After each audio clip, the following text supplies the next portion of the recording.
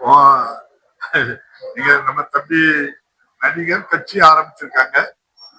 ஆனா அவரு கொஞ்சம் பேசுறத நீங்களே பார்க்கும் போதே சிஎம் அங்கிள் மாதிரி சிஎம் சார் அப்படின்னு கதை சினிமால பேசுற மாதிரி பேசாரு. கொஞ்சம் அகந்த அதிகமா இருக்கு வார்த்தையில. அந்த அகந்தை இருக்கக்கூடாது. என்ன தைரியத்துல இந்த அகந்தை வருதோ தெரியல. ஏன்னா கட்சி ஆரம்பிக்க சொன்னது புஷி ஆனந்துக்கு அமித்ஷா சொல்லி அது மூலமா தான் ஆரம்பிச்சதாக்கு.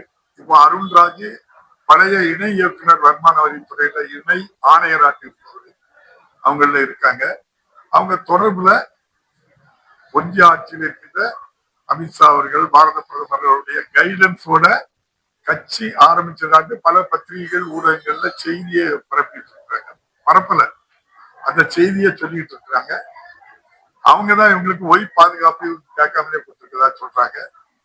அவங்களுக்கு தனி விமானமே கொடுத்திருக்கதா சொல்றாங்க ஒன்றிய அரசு மூலமா. எனக்கு தெரியல, அவங்க சொன்னதைத்தான் நான் சொல்றேன் அப்படின்னு சொல்லியிருக்காங்க. அதனால பின்புலத்துல அவங்க இருக்க தைரியத்துல அந்த அகண்டையில பேசுறது மாதிரி பல பேர் சொல்றாங்க. அதுக்கு உதாரணம், எனக்கு தேர்தல் நான் ஒரு பிரச்சாரத்துக்கு வந்தேன் அப்படின்னா எனக்கு இவ்வளவு கண்டிஷன் போலீஸ் போடுது. மாண்புமிகு பாரத பிரதமர் ஐயா மோடிஜி அவர்களையோ ஐயா உள்துறை அமைச்சர் அமித்ஷா அவர்களுக்கோ இப்படி நீங்க கண்டிஷன் போட முடியுமா? சிஎம் சார் போட்டு பாருங்களா அப்படின்னு சொன்னதுல இருந்தே தெரியுது அவங்கதான் இயக்குறாங்க இவரு. அந்த வார்த்தையிலே அர்த்தம்.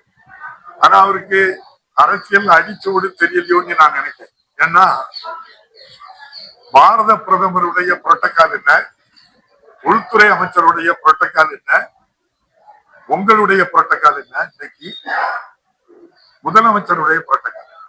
ஒரு பாரத பிரதமரோ உள்துறை அமைச்சரையோ முதலமைச்சரே பேசும்போது கண்ணிய குறைவான வார்த்தைகளை பயன்படுத்துவதை தவிர்க்கணும்.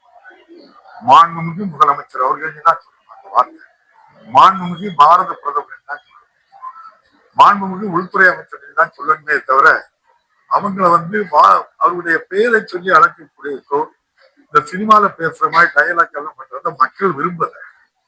ஏன் இப்படி சிறுபிள்ளைத்தனமா பேசுறாங்க, ஏன் இவ்வளவு புரியாம பேசுறாங்கன்னா மக்கள்